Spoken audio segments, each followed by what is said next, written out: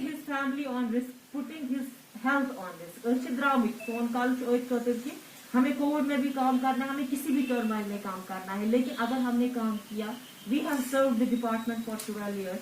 हमने इतनी मेहनत की, तो इस टाइम हमें इस मेहनत का कुछ ऐसा पॉजिटिव फीडबैक मिलना चाहिए जिससे हम भी सेटल हो जाएंगे। और जीएमसी अगर हमसे फायदा ले रहा है, गवर्नमेंट हमसे फायदा ले रही है पिछले 12 साल से, उसका हमें भी कोई फ्रूट मिलना चाहिए। बस दीज आर द पॉइंट्स जो मुझे डिस्कस करने चाहिए, क्योंकि हम लोग अब बहुत हार्श हो रहे हैं। ऐसे हमारे हम लोगों में से कुछ लोग ऐसे भी है जिनकी सुसाइडल टेंडेंसीज बढ़ गई है, जिन सुसाइड करने खातिर तैयार है। तो हमारी स्टाफ नर्सेज में कुछ ऐसे भी नर्सेज है, हमारी टेक्नीशियन, फार्मासिस्ट, जितने भी लोग हैं जिमन वन रिश्ते बने on basis of job. After 12 साल, आफ्टर 12 years उनको अगर जॉब से टर्मिनेट करेंगे, उनको जीएमसी निकालेगा, वो कहाँ जाएंगे? नेक्स्ट मैं रेफर करती हूँ करना चाहूँगा यहाँ, क्योंकि ये जो मसला है अभी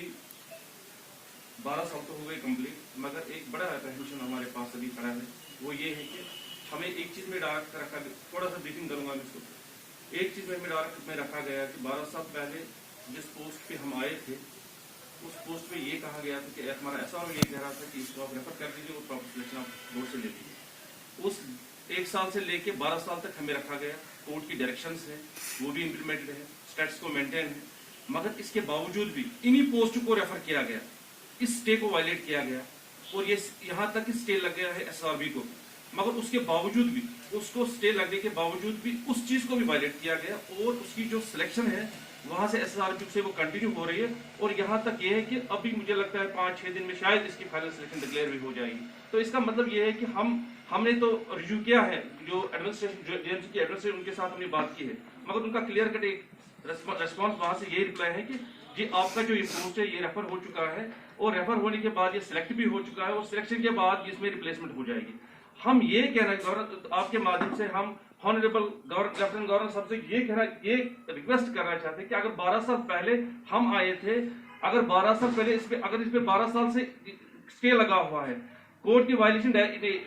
कोर्ट की डायरेक्शंस वायलेट की गई है, और अगर हमें लाया गया तो हमें डार्क में रखा गया, तो आप, हमारा सवाल ये है कि अगर इस पे स्टे है तो इसको रेफर कैसे किया गया, और अगर रेफर किया तो अभी आप सिलेक्शन ला रहे हो, तो इसका मतलब ये एक यूज एंड थ्रू पॉलिसी है, जिसपे आप उन 12 साल, जो 12 साल से लोग काम कर रहे हो उनको आप निकाल रहे हो और फ्रेशर को ला रहे हो, और जो 1200 लोग हैं ये 1200 फैमिलियां हैं, ये 1200 लोग हैं, 1200 फैमिलियां हैं। और मैं नेटशल में एक बात यहाँ वाज़ेह करना चाहूंगा कि हम ऑनरेबल गवर्नर साहब से ये इल्तिजा कर रहे हैं कि इस चीज को देखिए, इस चीज को एड्रेस कीजिए, और हमें मजबूर न किया जाए। हम नहीं चाहते हैं कि पेशेंट केयर सफर, हमने इस पेशेंट केयर को हमने 12 साल दिए हैं, अपने 12 साल हमने इसको दिए, हमने सर्व किया है। बड़े बड़े जो टर्माइल्स आए उनमें हमने काम किया, 2014 की बात कीजिए, 16 की बात कीजिए, एप्लीकेशन ऑफ आर्टिकल 370 उसमें बात कीजिए, अब या कोविड की बात कीजिए, हर मरहल में हमने इस पेशेंट केयर को सफर करने नहीं दिया। हमने एक सेक्शन दिखाया मेडिकल कॉलेज का कि हमने उसको कभी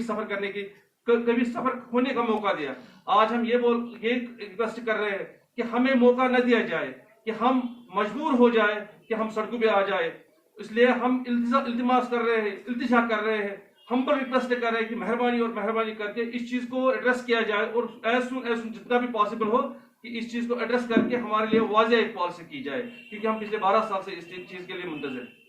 शुक्रिया।